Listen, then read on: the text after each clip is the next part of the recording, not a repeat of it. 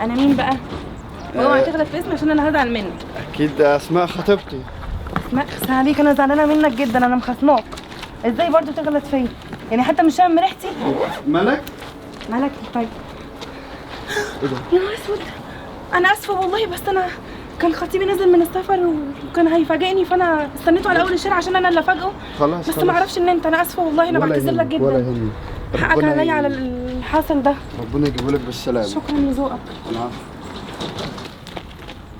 عملت ايه؟ برافو عليك يا بنت، خدت كل اللي معايا. طب يلا نهبط من هنا بسرعه.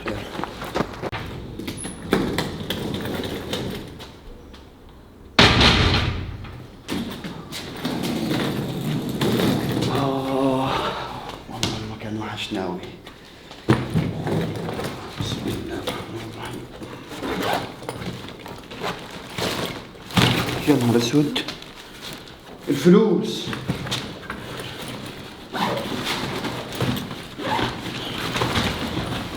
ده مش موجودة. معقول البنت اللي وقفت معاها دي يكون هي اللي سرقتني؟ طب ازاي؟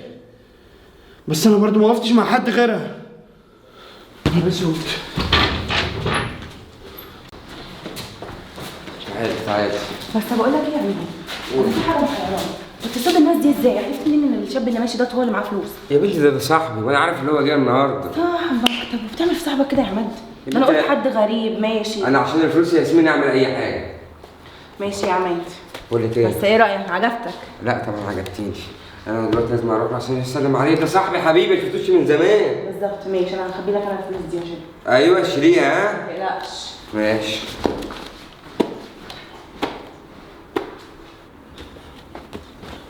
ابو حميد، الحمد لله على السلامه. مالك بتجري ليه كده؟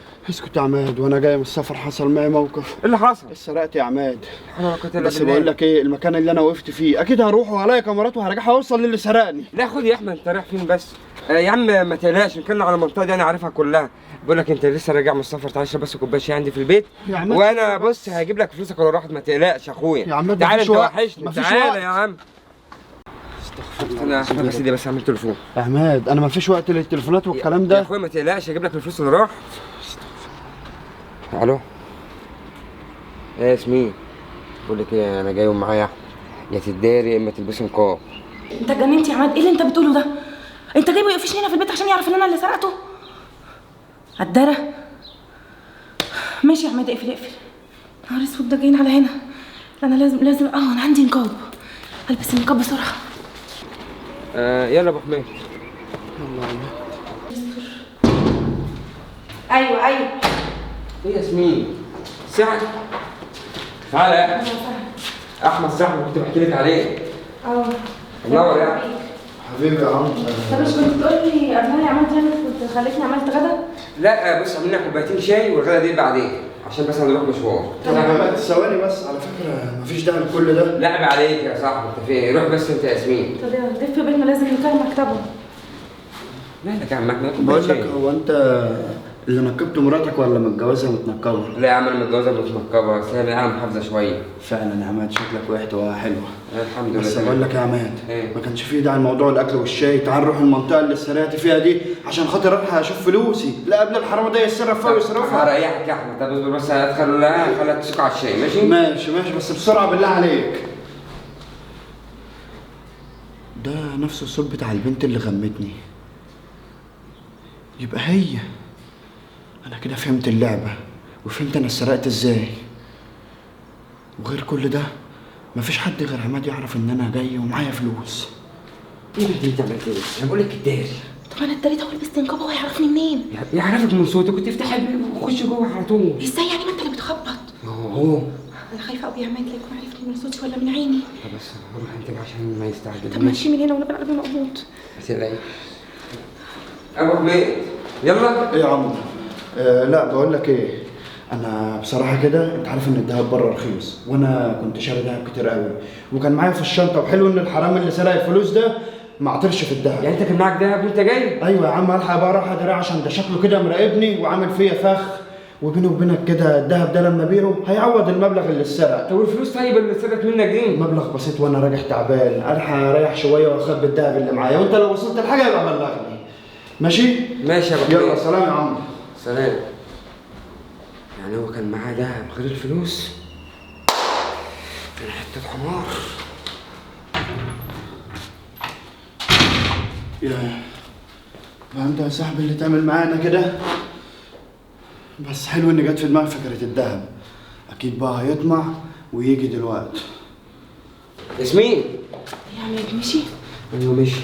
اسكت يا ياسمين. في ايه؟ احنا خدنا شوية ملالين، ده طلع اللي هو كان معاه دهب في الشنطة وما خدتوش. انت بتقول انا؟ انت اللي غبي، مش انت اللي فتحت الشنطه وانت اللي دورت؟ فعلا انا غبي، بس هو ما قاليش، هو كان قايل لي بس على الفلوس بس بقول لك ايه، هي ملحوقة.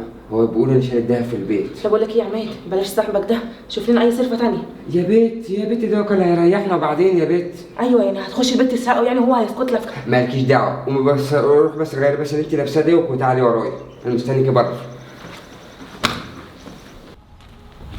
هو بقى ده البيت بتاع نهارك اسود يا عماد، انت جايبني هنا عشان يعرفني؟ يا بنتي هعرفك ايه بقى؟ انا زي ما فهمتك بقى يا ياسمين، انت هتداري هنا لحد ما اشاور لك وانت طب عارفه افرض البيت. بقى شافني؟ يا ستي انا هاخده اصلا وطلع بره البيت، روحي بقى انت.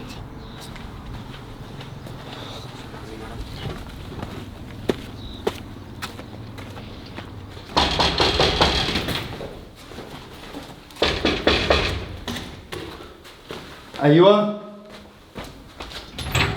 ابو حميد. ايه يا عم ده خير، في حاجة ولا انا لسه سايبك دلوقتي؟ انا جاي لك من حوار الفلوس بتاعتك، بس بعد اذنك بس اديني شويه ميه بس بسرعه. يا اخي ده انا جاي لك جري. حاضر يا عمد.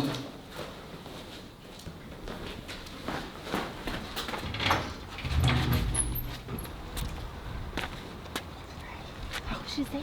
تعالى ماليش دعوه، هو مش هو. اطلعي.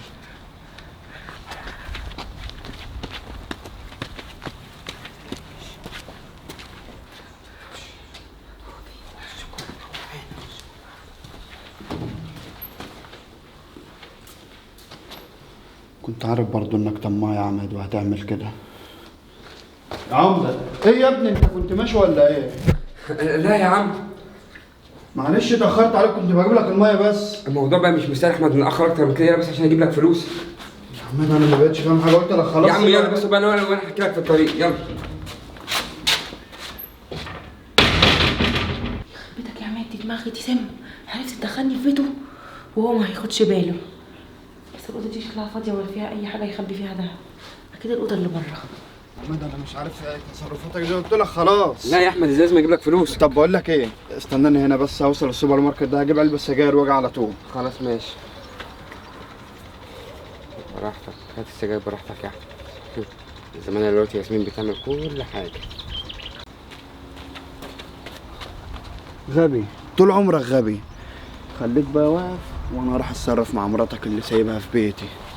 أنا قلبت البيت على الدهب مش لاقيه، بس هي أكيد في الشنطة دي اللي بيقول لي مليانة دهب.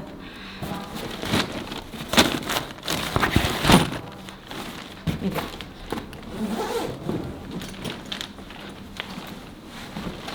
لا حاطط فين يا أختي الدهب؟ ولا في البيت ولا في الشنطة. كان في جيب سحري.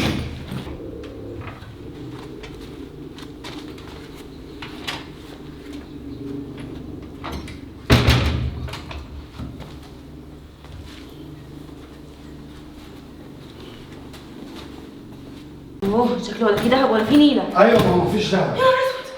هو اخر كده ليه؟ لما اروح اندهله.